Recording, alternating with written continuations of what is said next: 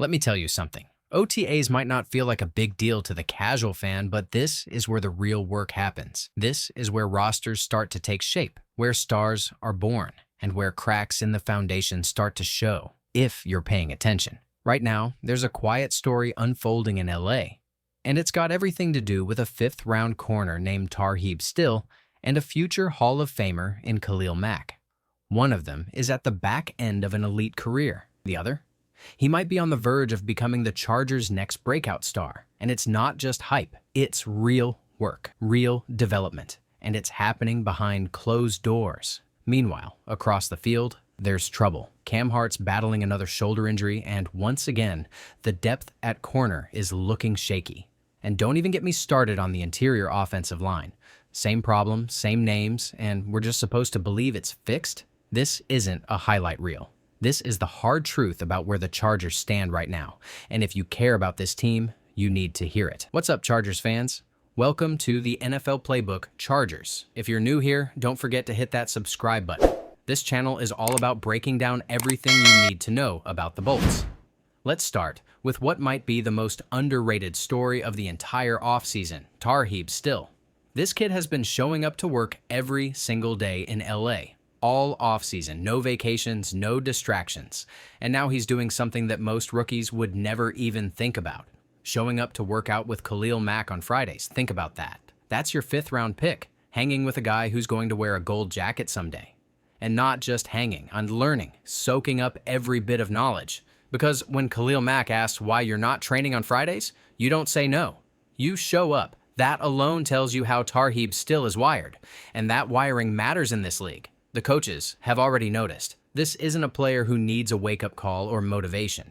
He's already running with the ones. He's inside when they need him to be, outside when they shift to nickel, and he's making plays. There was that Falcons game last year, you remember it, where he had that pick on Kirk Cousins and almost had another. You don't just fall into those kinds of performances. That's anticipation, film work, feel.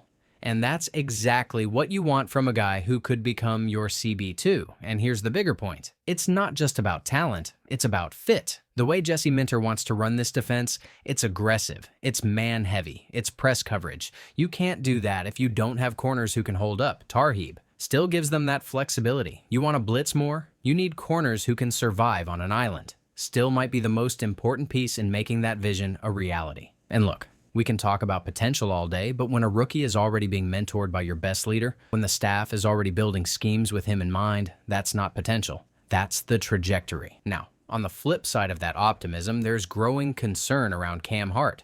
We found out he's been recovering from a torn labrum, and that was the real reason he missed the time late last season. That's a brutal injury for a corner, especially one who plays with as much physicality as Cam Hart does. The guy is fearless. He throws his body around. That's a part of what made him so fun to watch in college and in flashes last year. But the downside? That playing style is murder on your shoulders. And now, we're looking at another offseason of rehab. The staff is saying the right things. They believe he'll be ready for minicamp. They're hopeful he'll be full go by training camp. But you've got to wonder, how many shoulder surgeries can a young corner take before it changes the way he plays? You start to protect yourself. You hesitate. And once that happens, it's not the same player. Just ask any DB who's been through it. And look, the Chargers need Cam Hart healthy. Not just to be available, but to be the guy who can line up in man coverage and give them that toughness on the outside. Because when is he right? This team plays differently. He let them press more, blitz more, and play aggressively. But now, you've got to ask, is this turning into a Jason Verrett situation? All the talent, all the instincts, but the body just won't hold up? They've got other guys in the mix, Dean Leonard, Ja Taylor, Trickwise Bridges, but none of them bring what Cam Hart brings, at least not yet. And that's where concern starts to build. Because if Hart can't stay healthy, now you're putting more pressure on Still. You're leaning harder on Dante Jackson, who's a fine player, but not a difference maker. And you're one injury away from scrambling again. And speaking of scrambling, let's talk about the interior offensive line. Because I know fans don't want to hear it, but we have to be real. This group, it's not fixed, and anyone saying otherwise is just selling optimism. Look at what we've seen already in OTAs. Bradley Bozeman is getting all the center reps with the ones. Zion Johnson? He's snapping, sure, but only during individual drills. Once team sessions start, he's back at left guard. And Andre James? He's with the second team. He's not rotating in. He's not competing. He's the backup. It's already decided. So let's not pretend like this is an open battle. Jim Harbaugh's made his decision, and that would be fine if we had reason to believe this group is going to take a step forward. But what evidence do we have? Last year's interior line was a disaster in big moments. Justin Herbert, who's known for avoiding sacks, got taken down 5 times in that loss to Houston. And you know why? Because the middle of the line collapsed over and over again.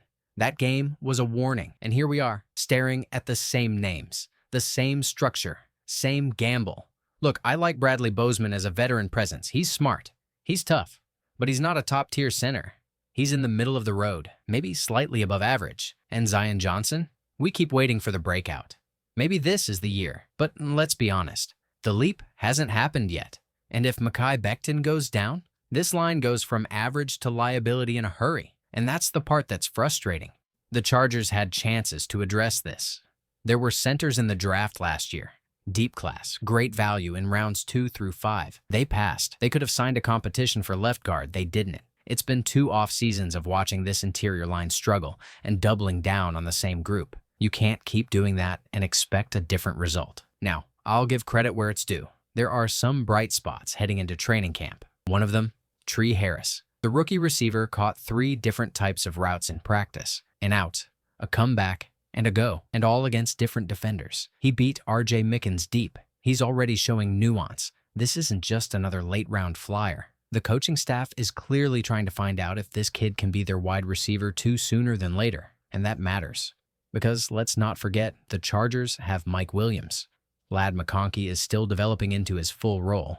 There's a real path for Tre Harris to earn reps early. And if he can bring that physicality, that contested catchability we saw on tape, this offense suddenly has a new dimension. Now let's talk real quick about the Rashawn Slater contract. Chargers fans are panicking like he's about to walk. He's not. This is just how the Chargers operate. They wait. They do deals in July. Always have. And yes, Slater's going to get paid, probably north of $28 million a year. That's just the market for elite left tackles. The team knows it. His camp knows it. There's no drama here unless you create it. And please, can we stop with the online divorce rumors? That has nothing to do with contract negotiations. That's the man's personal life, and it doesn't belong in football discourse. Period. So where does that leave us? The roster is better than it was a year ago. There's more depth, more leadership. The DB room has real potential.